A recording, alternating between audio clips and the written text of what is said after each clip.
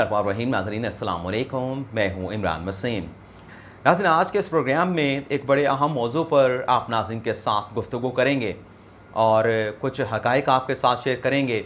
कुछ अपना एनालिसिस भी आप नाज़रीन की खिदमत में पेश करेंगे। मौजू नाज़रीन ये है कि आज बनीगाला में पाकिस्तान तहरीक-ए-इंसाफ़ की एक बड़ी अहम सियासी बैठक हुई, जिसकी सदारत चेयरमैन तहरीक-ए-इंसाफ़ साबिक़ वज़ीर-ए-आज़म इमरान खान साहब की जानिब से की गई। और नाज़रीन, इस अहम बैठक का नतीजा ये निकला, फ़ैसला इस इजलास में यह किया गया कि जो चीफ़ इलेक्शन कमिश्नर हैं सिकंदर सुल्तान राजा, उनकी बरतरफ़ी के लिए Pakistan Tehreek-e-Insaf supreme judicial council से रुजू करेगी। सिकंदर सुल्तान राजा के ख़िलाफ़ पाकिस्तान तहरीक-ए-इंसाफ़ मिसकंडक्ट का रेफरेंस सुप्रीम जुडिशल कौंसिल में दायर किया जाएगा। लेकिन नाज़रीन, इस इजलास में यह भी फ़ैसला किया गया है कि ये रेफरेंस दायर करने से पहले जो दो सूबों की असम्बलियाँ हैं, यानी खैबर पख्तूनख्वा की असम्बली और पंजाब की सूबाई असम्बली, वहाँ से Sikandar Sultan Raja chief election commissioner के ख़िलाफ़ करारदादें जो है वो पास करवाई जाएंगी, मंजूर कराई जाएंगी। और इस अहम बैठक में नाज़रीन, खान साहब ने अपने जो लीगल माइंड्स हैं, जो कानून के शोबा से ताल्लुक़ रखने वाले जो रहनुमा हैं पाकिस्तान तहरीक-ए-इंसाफ़ के, जिसमें बाबर वान भी हैं, फवाद चौधरी भी हैं, फैसल चौधरी भी हैं, उन्हें ये टास्क दिया गया है कि दोनों सूबाई असम्बलियों से, यानी खैबर पख्तूनख्वा असम्बली से और पंजाब असम्बलियों से, ये करारदाद मंजूर होने से पहले या मंजूरी के दौरान ये जो रेफरेंस है सिकंदर सुल्तान राजा के ख़िलाफ़, इस रेफरेंस पर जो तैयारी का अमल है उसे फ़ौरी तौर पर जो है वो शुरू कर दिया जाए। अब ये बड़ा अहम फ़ैसला पाकिस्तान तहरीक-ए-इंसाफ़ के बनीगाला में होने वाले इस इजलास में किया गया है। और ख़ान साहब का कॉन्स्टिट्यूशनल राइट है, लीगल राइट है कि अगर उनके पास ऐसा मवाद मौजूद है जो ख़ान साहब समझते हैं कि सब्सटेंशिएट कर सकता है कि जो मिसकंडक्ट का एलिगेशन जो है पीटीआई लगा कर ये रेफरेंस सुप्रीम जुडिशल कौंसिल में दायर करने जा रही है, तो ख़ान साहब को इस कॉन्स्टिट्यूशनल राइट को, इस लीगल राइट को एक्सरसाइज करने से कोई रोक नहीं सकता। लेकिन आज मेरी नज़र में जो मेरी राय है, ये रेफरेंस दायर करने से पहले 100 बार पाकिस्तान तहरीक-ए-इंसाफ़ को सोचना चाहिए, दोबारा से इस फ़ैसले को रिकन्सिडर करना चाहिए। आप चाहें तो मेरी बात के साथ अच्छे अल्फाज के साथ जो है वो इख्तलाफ कर सकते हैं, लेकिन मैं जो आपके साथ चीज़ शेयर करने जा रहा हूँ, जैसा कि मैंने आपको बताया कि कुछ फैक्चुअल चीज़ें और कुछ एनालिसिस मैं आपके नाज़रीन की खिदमत में पेश करूँगा। तो मेरी नज़र में इसकी 3 वजूहात हैं कि ये रेफरेंस दायर करने से पहले पीटीआई को 100 बार सोचना चाहिए। मैं ये नहीं कह रहा कि रेफरेंस दायर नहीं करना चाहिए, लेकिन मैं ये कह रहा हूँ कि इस रेफरेंस दायर करने के जो रिपरकशन होंगे, जो नताइज होंगे, उनके हवाले से पाकिस्तान तहरीक-ए-इंसाफ़ को 100 बार जो है वो कैलकुलेशन करके ये रेफरेंस सिकंदर सुल्तान राजा के ख़िलाफ़ सुप्रीम जुडिशल कौंसिल में दायर करना चाहिए। एक नाज़रीन, बुनियादी वजह इसकी ये है कि जो मैं सियासी वजह समझता हूँ, वो सियासी वजह क्या है वो भी आपके साथ शेयर करेंगे। और दूसरी जो बुनियादी वजह है वो कानूनी और कॉन्स्टिट्यूशनल है। और तीसरी जो नाज़रीन वजह है वो जुज़वी तौर पर लीगल भी है, कॉन्स्टिट्यूशनल भी है। और एक अमूमी जो तासुर होता है, उस तीसरी रीज़न का ताल्लुक़ जो है उस अमूमी तासुर के साथ भी है। तो सबसे पहले जो अमूमी एक मैंने बताया कि बुनियादी जो वजह है, जो सियासी मुझे लगती है कि इस नुक्ते के ऊपर के सियासी रिपरकशन क्या हो सकते हैं, इस पर तहरीक-ए-इंसाफ़ को दोबारा से गौर करना चाहिए। लेकिन ये सारी डिटेल, ये सारे फैक्ट्स और अपना जो एनालिसिस है वो आपके साथ डिस्कस करने से पहले आप दोस्तों से ये आर्ज़ाना से दरख्वास्त करेंगे कि अगर मुनासिब लगे तो हमारे इस चैनल को सब्सक्राइब कर लें और बेल आइकॉन का बटन भी ज़रूर प्रेस करें।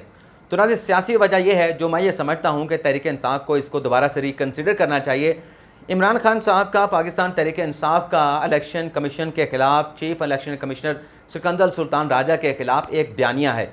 और वो बयानिया नाज़रीन, जो पाकिस्तान तहरीक-ए-इंसाफ़ के चाहने वाले हैं, जो सपोर्टर हैं, जो वोटर हैं, जो सिंपथाइज़र हैं, जो पाकिस्तान तहरीक-ए-इंसाफ़ के लिए, इमरान खान साहब के लिए नेक ख्वाहिशात रखते हैं, वो उस बयानिया को बाय करते हैं, वो इस बयानिया को एक्सेप्ट करते हैं, उसे सच मानते हैं। अगर ये रेफरेंस, मैं ज़्यादा लंबी करने की कोशिश नहीं करूँगा, मुख्तसर बात करके मुख्तसर वीलॉग रखेंगे। अगर ये रेफरेंस नाज़रीन सुप्रीम जुडिशल कौंसिल से रद्द हो जाता है, तो ये जो बयानिया है कि इलेक्शन कमीशन और जो बिलखसूस चीफ़ इलेक्शन कमिश्नर हैं, वो पाकिस्तान तहरीक-ए-इंसाफ़ के ख़िलाफ़ के लिए गैर जानिबदार नहीं बल्कि जानिबदार हो चुके हैं, तो ये खान साहब का बयानिया किल हो जाएगा। और फिर अगर किसी सियासी जलसे में, किसी सियासी मजमे में, किसी इजलास में अगर सिकंदर सुल्तान राजा या इलेक्शन कमीशन पे इमरान खान साहब तनकीद करेंगे, तो फिर उसका कॉन्सिक्वेंस जो है वो पाकिस्तान तहरीक इंसाफ के लिए वो फ़ायदेमंद नहीं बल्कि नुकसानदेह साबित होगा। दूसरी जो वजह मैंने आपको बताई कि जो कानूनी वजह मुझे नज़र आती है कि इस बुनियाद के ऊपर एक दोबारा से पीटीआई को सोच लेना चाहिए कि आया कि ये जो रेफरेंस है जिसमें पाकिस्तान तहरीक इंसाफ ये चाहती है कि सिकंदर सुल्तान राजा की बरतरफी सुप्रीम जुडिशल कौंसिल से करवाई जाए, ये रेफरेंस दायर करने से पहले पाकिस्तान तहरीक इंसाफ और चेयरमैन तहरीक इंसाफ को इंश्योर करना चाहिए, बल्कि इमरान खान साहब को अपने लीगल माइंड को ये ओपनली कहना चाहिए कि अगर ऐसा मवाद मौजूद है जिसकी बुनियाद के ऊपर ये रेफरेंस सुप्रीम जुडिशल कौंसिल से पॉजिटिव साबित हो सकता है, तो सिर्फ इसी सूरत में ये रेफरेंस सुप्रीम जुडिशल कौंसिल के ख़िलाफ़ दायर किया जाए। लेकिन अगर ऐसा मवाद नहीं है तो फिर इस किस्म का कोई भी रेफरेंस जिसमें चीफ इलेक्शन कमिश्नर को एक्यूज़ बनाकर सुप्रीम जुडिशल कौंसिल के ख़िलाफ़ ये रेफरेंस दायर किया जाए, तो पीटीआई को मेरी नज़र में ये गुरेज करना चाहिए। खान साहब का कुछ चीफ इलेक्शन कमिश्नर से मुतल्लिक ये कहना है कि 8 ऐसे चीफ इलेक्शन कमिश्नर के फ़ैसले हैं जो एपलेट फोरम पे जाके यानी हाई कोर्ट में जाके टर्न डाउन हो गए, उसे तब्दील कर दिया गया और पाकिस्तान तहरीक इंसाफ की जो प्रेयर थी उसको एक्सेप्ट कर लिया गया। तो ये जो खान साहब का कहना है कि अगर ये सिर्फ जवाज़ है ये रेफरेंस दायर करने का, तो नाजरीन मैं किसी का दिल नहीं तोड़ना चाह रहा, किसी को खुश नहीं करूँगा, और जो फैक्चुअल बात है वही आप नाजरीन की खिदमत में पेश करूँगा, क्योंकि मेरे पास जो बातें आपकी होती हैं, जो मैं आपके साथ बातें शेयर करने जा रहा हूँ, वो आपकी अमानत है और मैंने आपको मिसलीड नहीं करना। और बाज़ औक़ात ऐसा भी होता है कि कोई बात मैं ऐसी कर देता हूँ, फैक्चुअली तो वो दुरुस्त होती है, लेकिन वो किसी के ख़िलाफ़ जारी होती है तो सुनने वाले कुछ दोस्त नाराज़ हो जाते हैं और फिर मेरा वो जिस तरीके से इस्तक़बाल करते हैं ये भी उनकी मेहरबानी है। चलें, इस्तक़बाल ही करते हैं, जो कुछ भी कहते हैं मेरे लिए वो तमाम दोस्त जो है वो काबिल एहतराम है, जो मेरे साथ इख्तलाफ करते हैं या फिर जिस किस्म की अल्फाज इस्तेमाल करते हैं मेरे लिए फिर भी काबिल एहतराम है। तो ये जो अपीलों की बुनियाद के ऊपर कि 8 फैसले एपलेट फोरम पे जाके टर्न डाउन हो गए, ये भी कोई जवाज़ नहीं, क्योंकि एपलेट फोरम बनाए इसलिए जाते हैं कि अगर कोई फ़ैसला निचली अदालत से गलत हो गया है तो आप ऊपर वाली अदालत में अपील करके उसको तब्दील करा सकते हैं। अगर आप समझते हैं, अगर आपको यकीन है कि फ़ैसला जो आपके ख़िलाफ़ आया है वो कानूनी तौर पे जो शवाहिद मौजूद हैं और जो हक़ाइक़ मौजूद हैं उसके बरक्स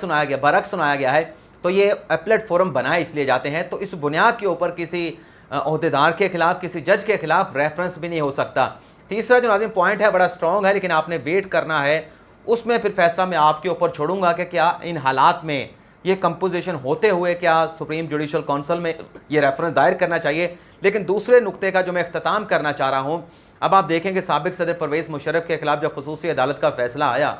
तो इमरान खान के वज़रा की तरफ से, फवाद चौधरी की तरफ से, फ़रोग नसीम की तरफ से, उस वक्त के अटॉर्नी जनरल अनवर मसून खान की तरफ से कहा गया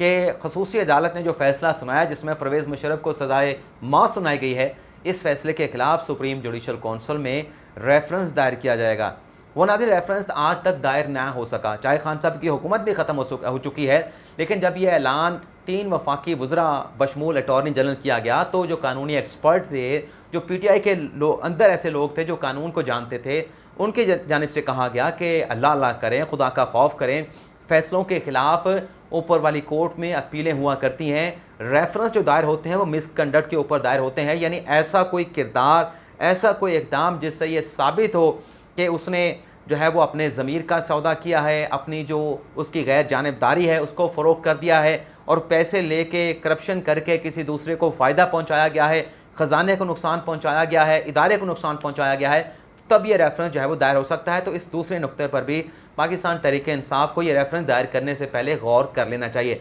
अब जो तीसरा नुक्ता है जो मेरी नज़र में सबसे ज़्यादा स्ट्रॉन्ग है, तीसरे नुक्तों को लेके सबसे ज़्यादा इस मामले पर यानी रेफरेंस दायर करने के मामले पर पीटीआई को रिकन्सिडर करना चाहिए। अब तीसरा नुक्ता क्या है नाज़रीन, आपको मालूम है कि ये जो बॉडी है सुप्रीम जुडिशल कौंसिल, इसकी तमाम जो कंपोजिशन है वो कॉन्स्टिट्यूशन में लिख दी गई है। उस कंपोजिशन को चीफ जस्टिस ऑफ पाकिस्तान जो सुप्रीम जुडिशल कौंसिल के चेयरमैन होते हैं वो भी तब्दील नहीं कर सकते। यानी जो कॉन्स्टिट्यूशन में लिखा गया है, अगर चीफ जस्टिस चाहें कि उस कंपोजिशन को तब्दील करके किसी जज की जगह पे दूसरे जज को शामिल कर लें तो ये हो नहीं सकता, ये पॉसिबल नहीं है। अब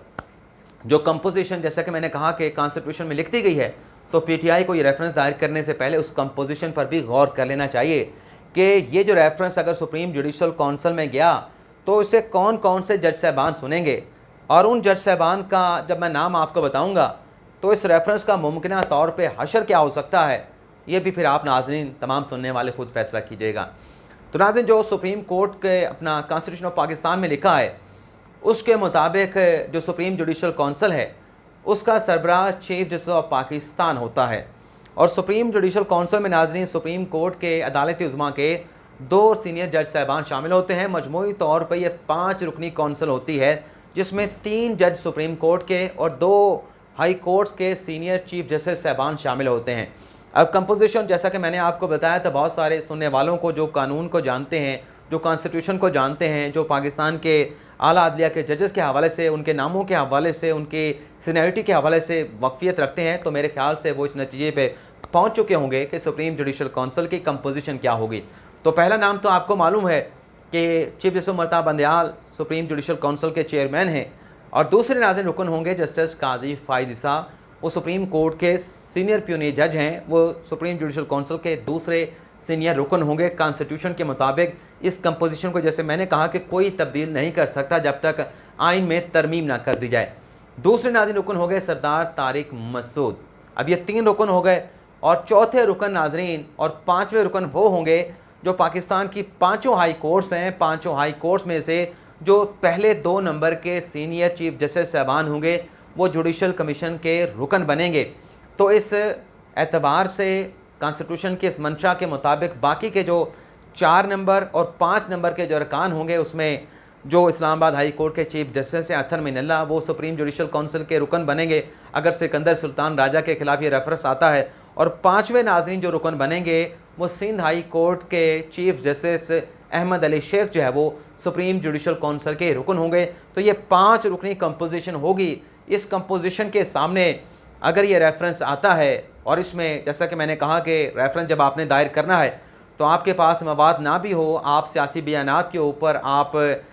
जो आप समझते हैं कि ये इसके ऊपर रेफरेंस बनता है, लेकिन सुप्रीम जुडिशल कौंसिल ने अगर समझा कि ये सब्सटेंशिएट नहीं करता, कि इससे कोई मिसकंडक्ट का कोई चीज़ सामने नहीं आती, कोई एलिमेंट साबित नहीं होता, तो फिर इस रेफरेंस का क्या नतीजा निकलेगा। कंपोजिशन मैंने आपके सामने रख दी है। और फिर जब ये रेफरेंस कलअदम हुआ सुप्रीम जुडिशल कौंसिल से, पहले तो मुझे लगता है कि ये रेफरेंस जो है वो अगर आया तो मुझे ऐसा खदशा है, मेरी एप्रीहेंशन है